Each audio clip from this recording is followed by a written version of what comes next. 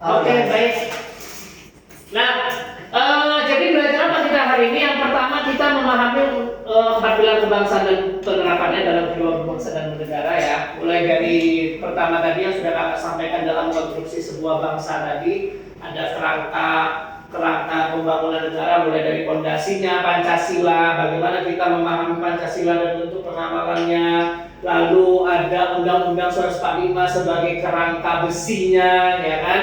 Lalu memahami NKRI-nya sebagai bangunan fisiknya, begitu. Lalu ada Bhinneka Tunggal Ika tadi dalam masyarakat yang sifatnya umum tadi. Kita lanjut ke Pancasila. Nah, Pancasila itu apa Kak? Pancasila itu dasar negara yang pertama.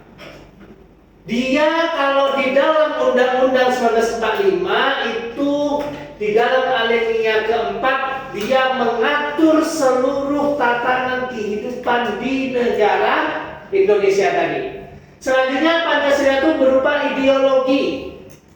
Artinya apa? Kalau namanya ideologi berarti prinsip hidup kita berada di Indonesia itu Pancasila. Cita-cita luhurnya juga Pancasila. Lalu pandangan hidup selama kita tinggal di negara Indonesia, mulai dari pedoman moral, etika, itu juga Pancasila. Siapa yang mencetuskan Pancasila ini? Istilahnya dicetuskan oleh Soekarno 1 Juni 1945.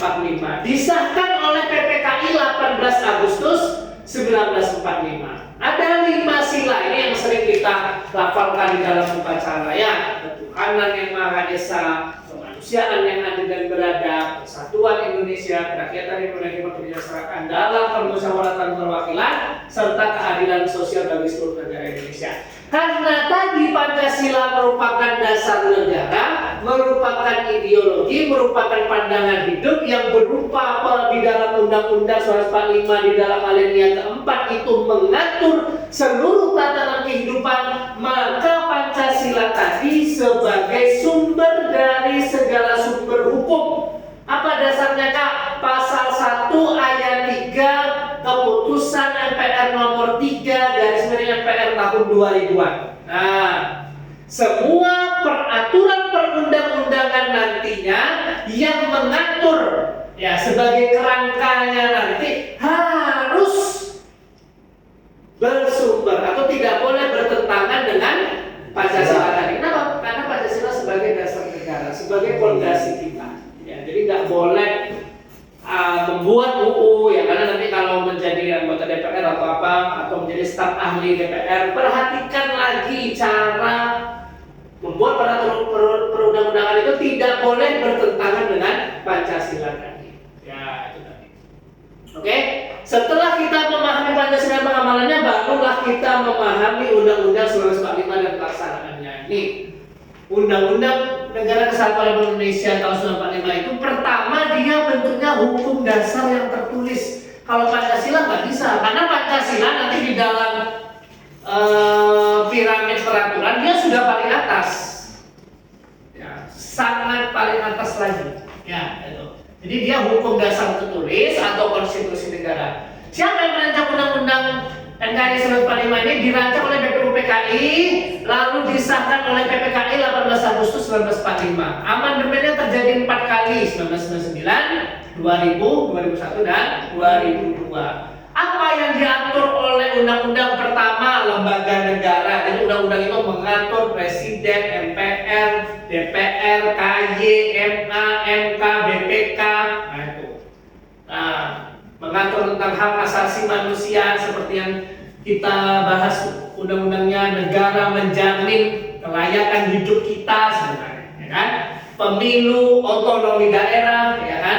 Bagi hasil transfer ke daerah berapa itu hak, dan yang mengaturnya adalah Undang-Undang 45. Nah, secara hierarki sebenarnya bisa kita lihat di sini ya. Undang-Undang 1945 itu paling tinggi. Baru di bawahnya turunannya ada ketetapan MPR atau TAP MPR.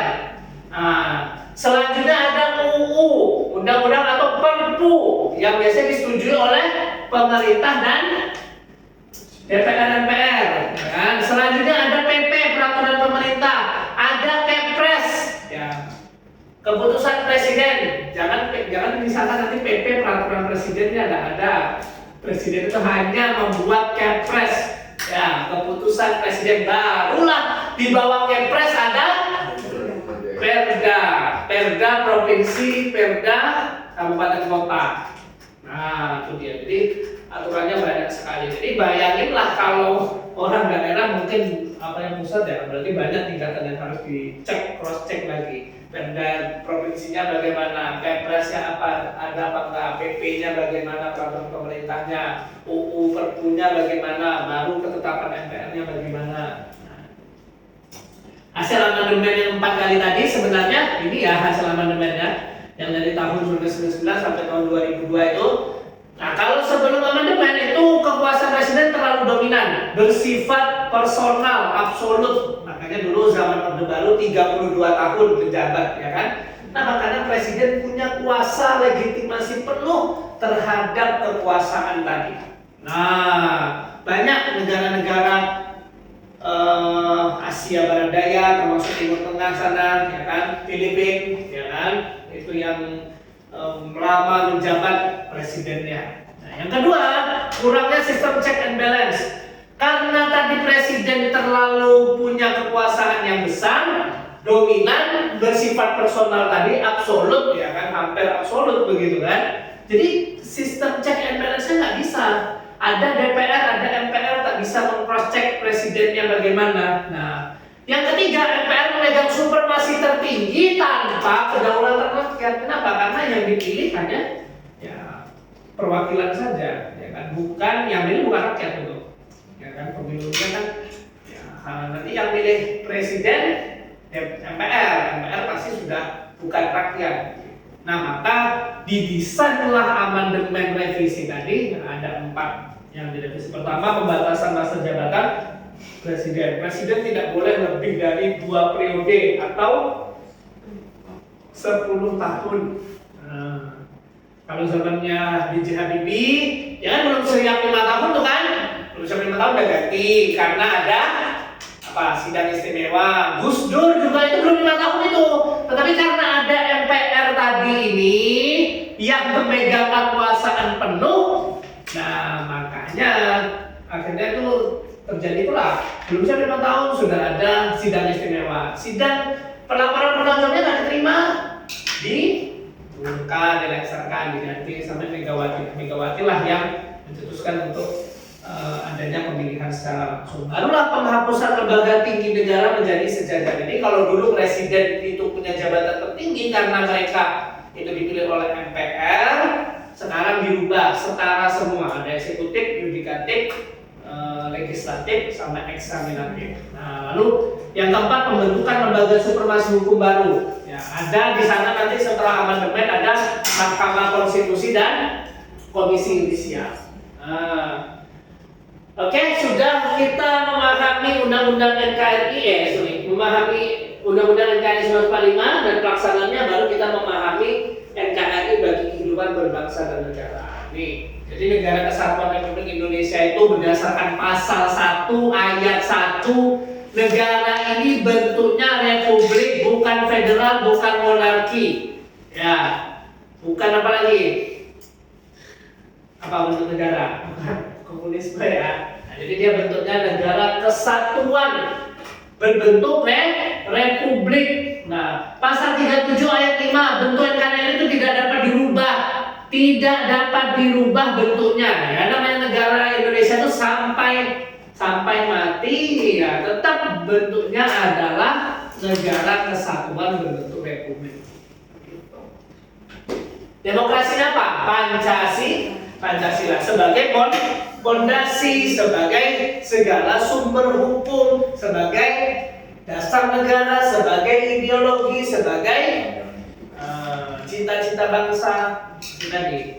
Dia tetap demokrasi yang berupa Pancasila. Nah, kedaulatannya ada di mana? Di tangan rakyat, dilaksanakan menurut undang-undang, sistemnya presidensial. Artinya seluruh kementerian itu hak prerogatif presiden. Ya, sistem presiden. Dan itu presiden dipilih oleh langsung rakyat. Nah, barulah muncul namanya triumvirat. Jadi kalau presiden mangkat, tidak bisa melaksanakan kewajibannya, digantikan oleh wakilnya. Kalau wakil dan presiden bersama-sama tidak bisa melaksanakan, maka 3 orang inilah yang bertanggung jawab untuk melaksanakan tugas-tugas pemerintah. Maka ini jabatan strategis sebenarnya. Menteri Luar Negeri, Menteri Dalam Negeri, Menteri Pertahanan, itu jabatan-jabatan strategis di pemerintahan. Makanya seharusnya memang jabatan-jabatan strategis ini ya, tadi ya, sangat penting bagi berbangsa dan bernegara. Nah, pasal 25A Undang-Undang 95 menyatakan bahwasanya Indonesia negara kepulauan bercirikan Nusantara tadi.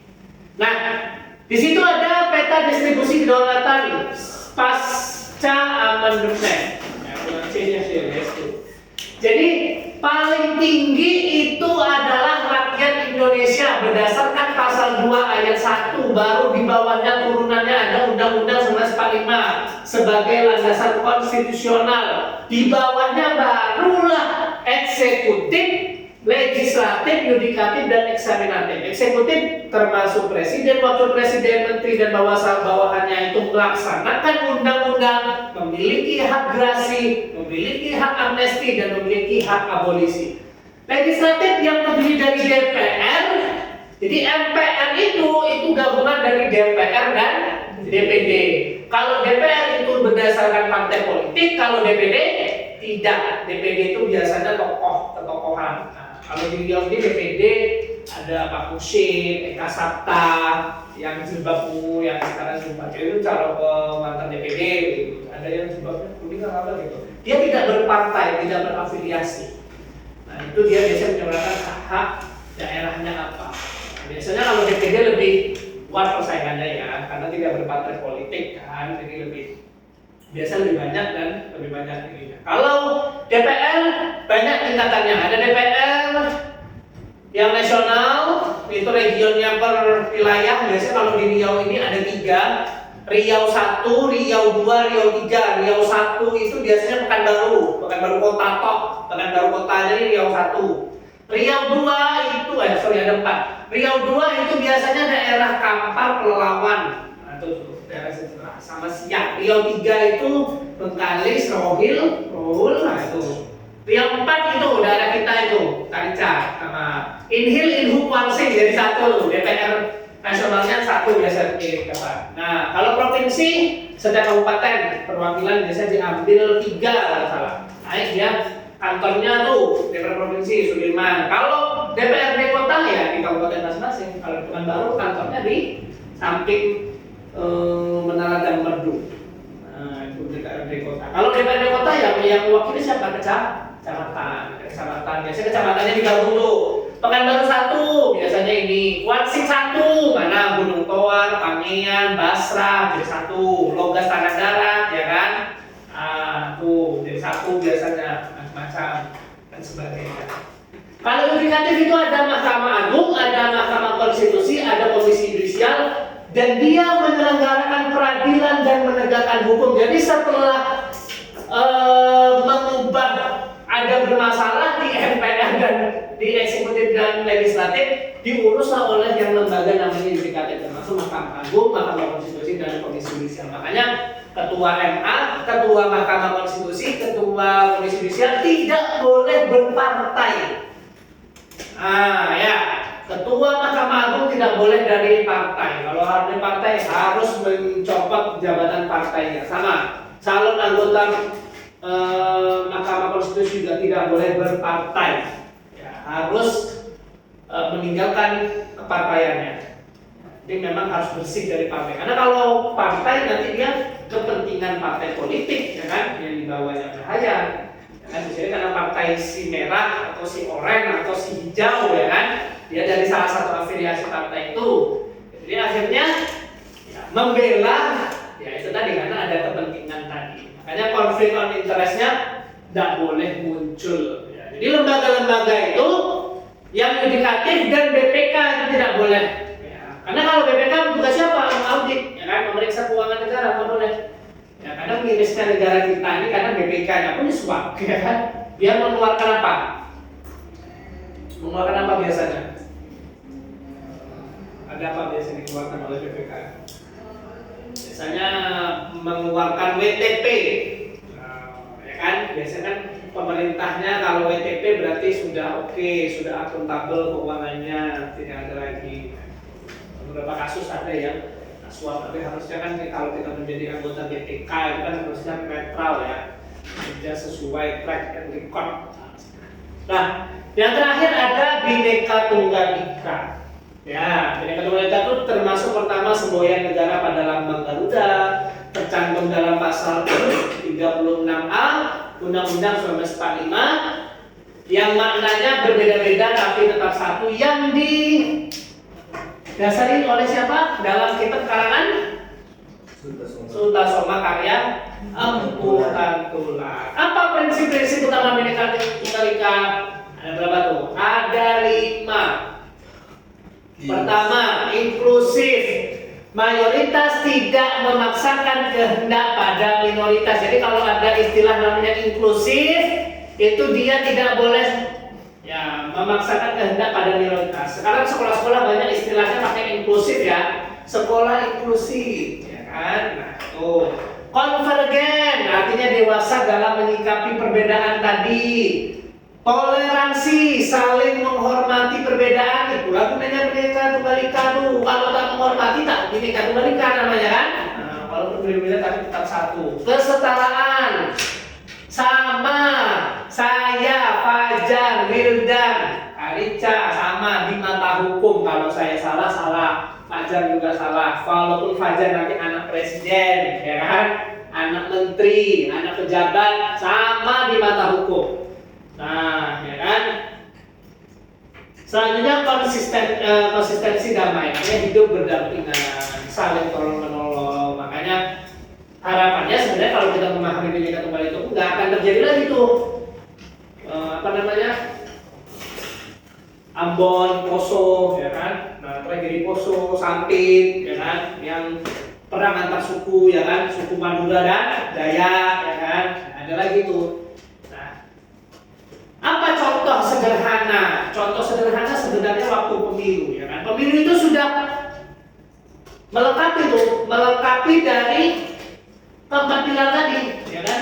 Ada Pancasila, ada NKRI, ada Undang-Undang 1945, dan ada Bhinneka Tunggal Ika tadi, ya kan? Pancasilanya yaitu dia memberikan nilai moral keadilan, dan dalam pemilu itu harus adil. Makanya apa istilahnya?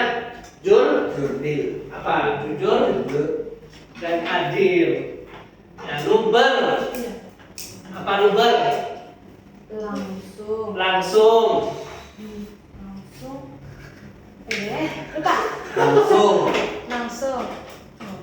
Umum.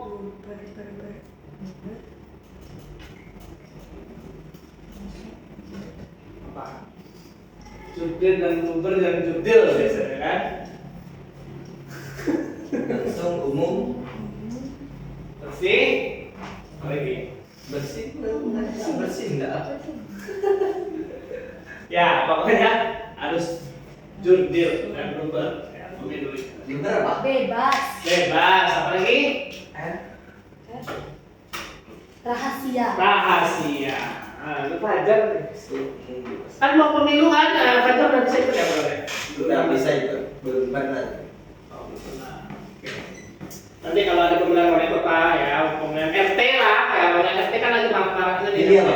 Hah? Pilih kata. Kakak belum jadi RT. Ya, itu ya.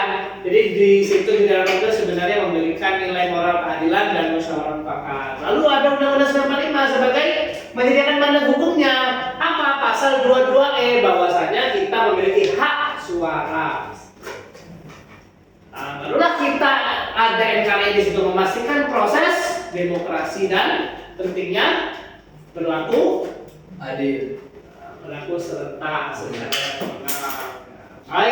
Baik nanti orang Papua ya kan punya hak yang sama terhadap suara tadi. Ternyata ada Bhinneka Tunggal Ika, artinya menjamin setiap warga negara itu memiliki suara yang setara sama di mata hukum. Nanti jangan-jangan menonton Fajar, bapaknya apa namanya, ayahnya presiden bisa, tetap sama, punya hanya satu saja.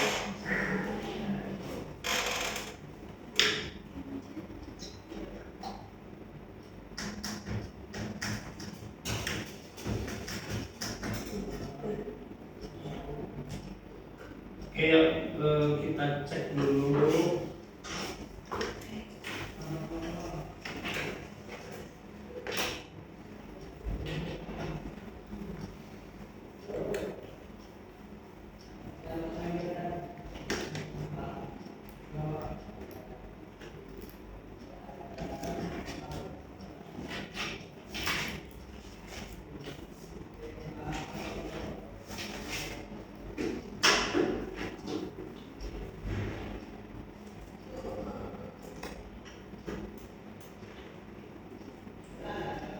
Nah, kita warmer dulu. Ya, masuk dulu guys, walaupun udah panas ya sebenarnya.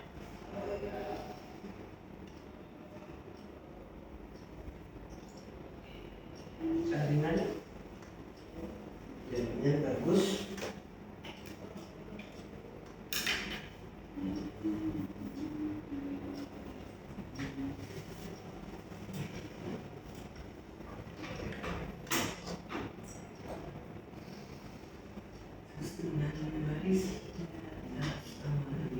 Ada kirim ke grup. Oke, kita bahas pertama dulu. Pancasila sebagai dasar negara tercantum dalam pembukaan Undang-Undang 1145 alinea keempat. Benar apa salah? Nah, Benar ya.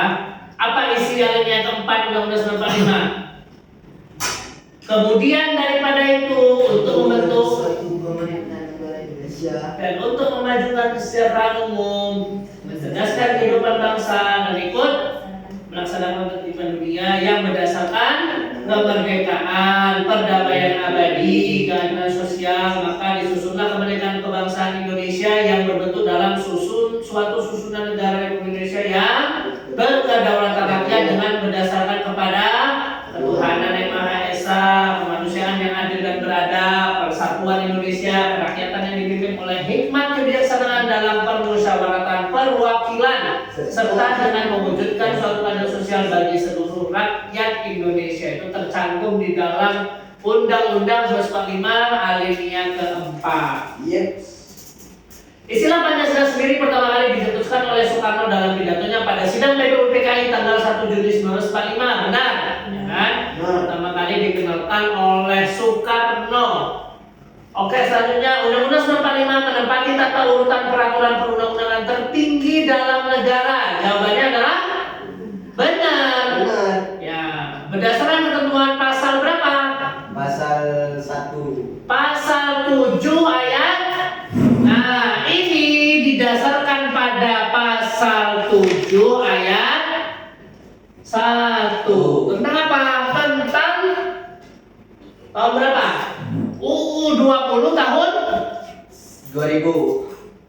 2011. Ayat 2011. Jenis dan hierarki peraturan perundang-undangan Indonesia.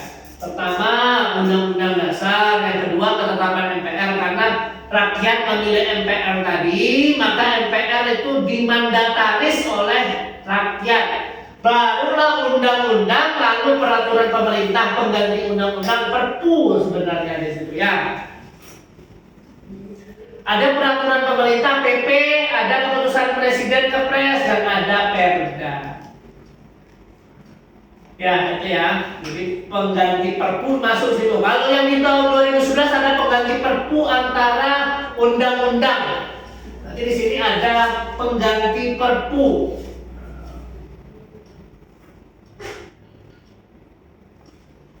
Di sini muncul Perpu ya. Di sini setelah UU baru Perpu ya. Oke, berdasarkan Kepres ya. Oke, soal nomor 4, Bhinneka Tunggal Ika merupakan sebuah negara Indonesia yang terdapat dalam lambang burung Garuda, Pancasila dan tercantum dalam pasal 35 Undang-Undang 95. Benar apa salah? Salah. Salah. Ya.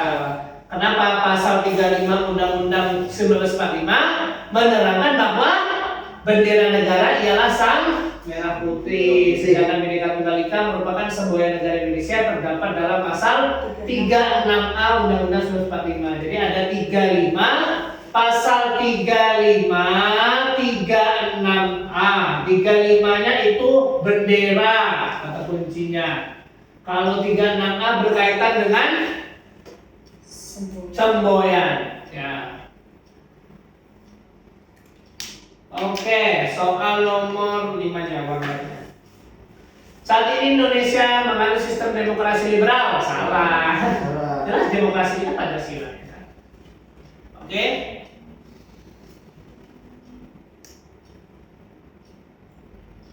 Satu ya, coba satu.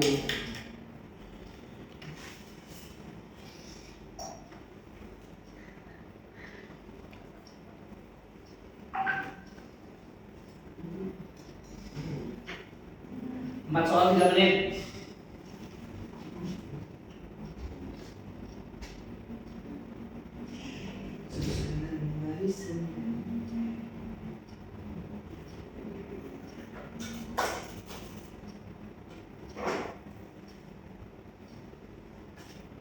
Satu.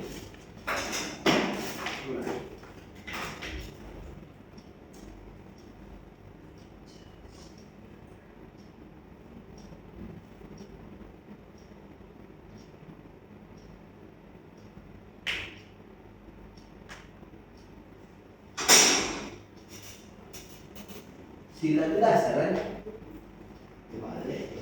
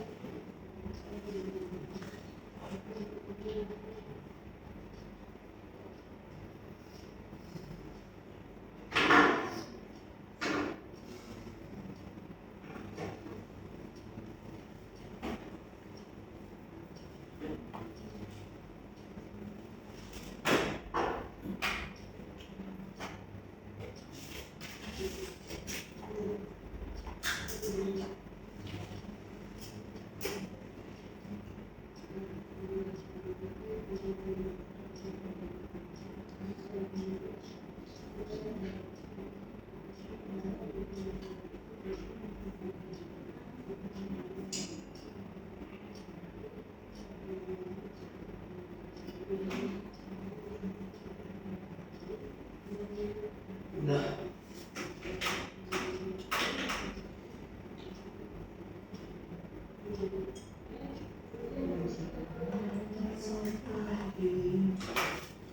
Sudah? Nomor 1, Pancasila berasal dari bahasa Sanskerta, yakni panca yang berarti dasar dan sila yang berarti 5. Jawabannya adalah salah ya. Ya, Pancasila itu terdiri dari panca berarti 5, sila yang berarti prinsip atau dasar. Berarti Pancasila sebagai dasar yang memiliki 5 unsur. Nomor 2, Pancasila pada hakikatnya merupakan dasar negara, namun selain sebagai dasar negara, Pancasila juga merupakan pandangan hidup bangsa atau way of life. Maksud dari Pancasila sebagai pandangan hidup bangsa Indonesia adalah A ya, Pancasila itu sebagai pedoman dan petunjuk arah dalam kehidupan berbangsa dan bernegara. Kenapa? Sebagai pandangan hidup, Pancasila itu seperangkat nilai jatuhnya, nilai dan prinsip yang membimbing apa? Perilaku, moral, etika hidup. Nah, etika hidupnya ada di individu dan masyarakat. Nah, kelima sila tadi dalam Pancasila itulah yang menjadi dasar nilai-nilai kebenaran, kejujuran, persatuan, keadilan. Nah, di Pancasila itu juga mengajarkan untuk hidup apa? Berdasarkan keyakinan kepada Tuhan yang Maha Esa, menghormati martabat kemanusiaan juga, dan berlaku adil serta beradab dalam segala aspek kehidupan. Negaranya sudah mengajarkan beradab, apalagi dalam agama. Nah, ada istilahnya al-adabu fauqa 'alal ilmi. Ya. Adab itu lebih tinggi dibanding ilmu. Percuma dia S1, S2, S3 tak berilmu, tak beradab.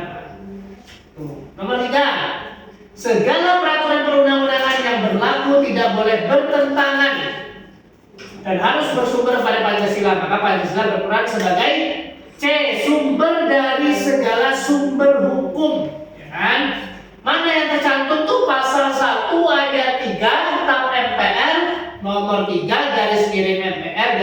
2000 tentang sumber hukum dan tata urutan peraturan perundang-undangan. Apa bunyinya? Sumber hukum dasar nasional adalah Pancasila. Ya, sebagaimana terus dalam pembukaan Undang-Undang 1945 alinea keempat. Nomor 4. Rumusan Pancasila disahkan oleh PPKI sebagai dasar negara Indonesia merdeka. Rumusan Pancasila yang benar dan sah terdapat dalam D. Pembukaan Undang-Undang NKRI tahun 1945 alinea keempat. Oke, soal selanjutnya.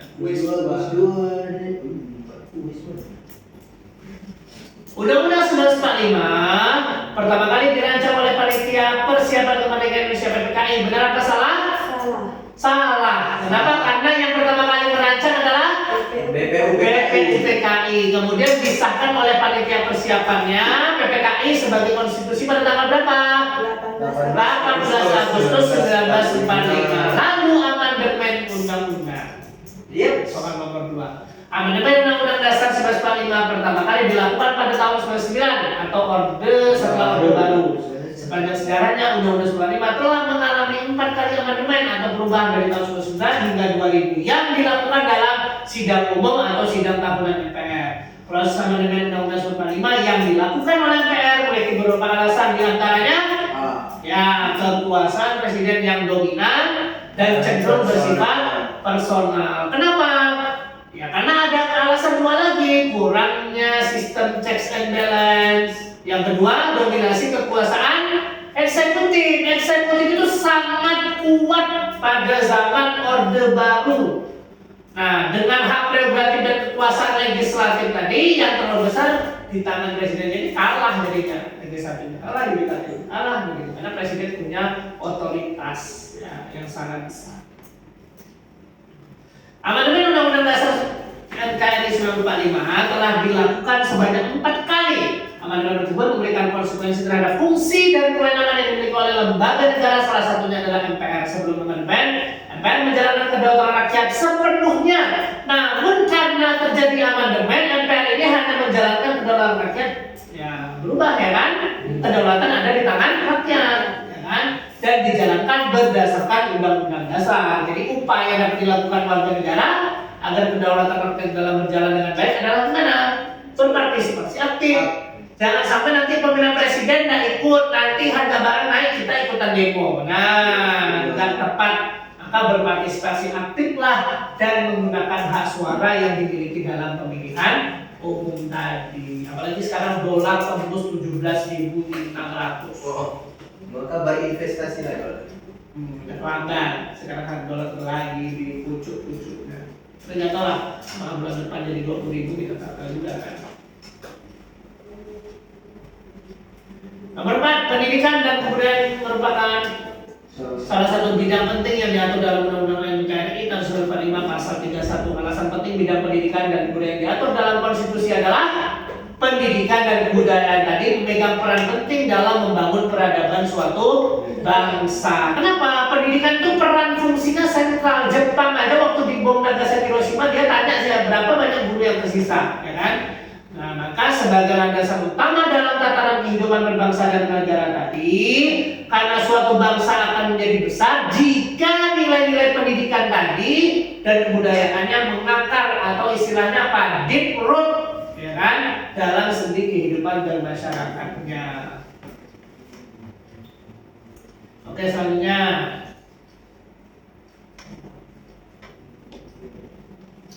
Dalam pasal 37 ayat 5 ditegaskan bahwa bentuk negara kesatuan masih mungkin untuk dilakukan perubahan. Salah, ya kan? Karena tak dapat dirubah, bentuknya adalah kesatuan, ya kan? Yang berbentuk republik. Pasal 1 ayat 1, pasal 37 ayat 5. Soal nomor 2. Berdasarkan pernyataan di atas, makna yang terkandung dalam negara kesatuan adalah pertama, satu kesatuan teritori dari Sabang sampai Merauke, ya kan? Dari Miangas sampai Pulau Rote. Nah, itu dari timur, dari barat ke timur, dari Miangas itu paling utara pulau, Pulau Rote paling selatan. Ya. 5. satu kesatuan perekonomian nasional yang harus selalu berpihak pada upaya mensejahterakan rakyat. Yang penting. Dan yang paling penting adalah satu kesatuan budaya nasional yang memiliki jati diri Indonesia sebagai karakter nasional. Dan jawabannya adalah C, 3, 5, dan 1. Berdasarkan pernyataan di atas, ya, negara kesatuan ditunjukkan oleh pernyataan nomor 3, 5, dan 1.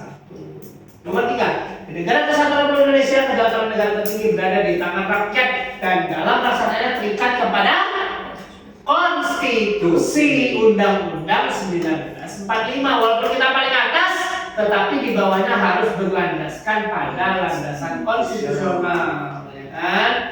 Nah, jika presiden maupun presiden mangkat diberhentikan atau tidak dapat melaksanakan kewajiban dalam masa jabatan secara bersamaan, tapi ya kalau bisa digantikan oleh wapres dulu. Tapi kalau dua-duanya misal maaf tak bisa menjalankan tugas, ya mau nggak mau jawabannya adalah Menlu, Kemdagri, dan Menhan.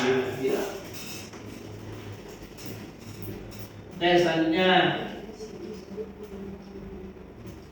secara harfiah Bhinneka Tunggal Ika diartikan sebagai beraneka satu itu yang bermakna meskipun berbeda tapi pada hakikatnya bangsa Indonesia tetap satu kesatuan. Tentukan apa pernyataan tersebut benar atau salah? Benar. Ya. Kenapa? Ya memang hakikat bangsa Indonesia tetap satu kesatuan, ya kan? Menggambarkan kesatuan bangsa dari atas beraneka ragam budaya, ras, suku, agama, bahasa. Dan nomor 2, negara menghormati kebebasan masyarakat dalam memelihara dan mengembangkan nilai-nilai budaya di tengah-tengah peradaban dunia. Bukti bahwa keberagaman bangsa Indonesia dapat memperkuat persatuan NKRI adalah A. Negara itu harus memajukan kebudayaan nasional Indonesia. Mana pasalnya? Pasal 32 Undang-Undang setelah amandemen pasal berapa? Amandemennya pasal 32 juga. Apa isinya? Yang pertama, negara memajukan kebudayaan nasional tuh di tengah peradaban dunia dengan menjamin kebebasan masyarakatnya dalam memelihara dan mengembangkan nilai-nilai budaya. Negara menghormati dan memelihara bahasa daerah sebagai kekayaan budaya nasional. Jangan malu pakai bahasa Minang, jangan malu pakai bahasa Melayu, itu wajib dilestarikan. Pasal 32 Undang-Undang 1945. Yang ketiga, bangsa Indonesia merupakan bangsa yang majemuk. Meskipun demikian, masyarakat dapat bersatu dalam kemajemukan sosial budaya karena memiliki ideologi yang sama. Itu di materi kita pertama kemarin, ya kan? Oke. Tinggal 5 menit. Sip.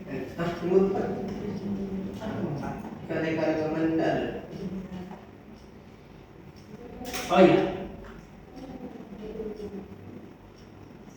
Jawabannya nomor 4, keanekaragaman.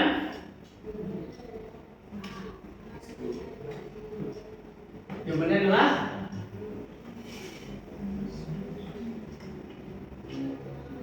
apa jawabannya? Sekian. Konvergen. Itu udah ada di situ. Ih, gampang kan? Udah kakak tuliskan semua.